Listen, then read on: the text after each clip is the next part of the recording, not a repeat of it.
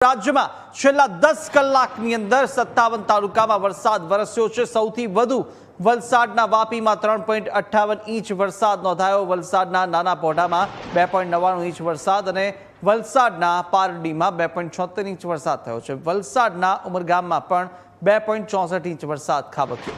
રાજ્યની અંદર 13 તાલુકામાં 1 ઇંચથી વધુ વરસાદ છે।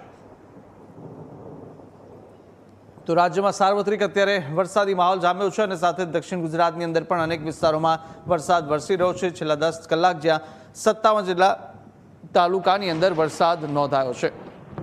સૌથી વધુ વલસાડ વાપીમાં વરસાદ છે અને સાથે જ રાજ્યમાં 13 જેટલા તાલુકા જ્યાં 1 ઇંચથી વધુ વરસાદ વરસી ચૂક્યો છે।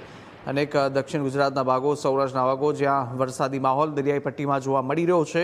વાદળછાયું વાતાવરણ વચ્ચે વરસાદ વરસી રહ્યો છે અને સાથે જ મધ્ય ગુજરાતમાં પણ હજુ વરસાદને લઈ આગાહી કરવામાં આવી છે।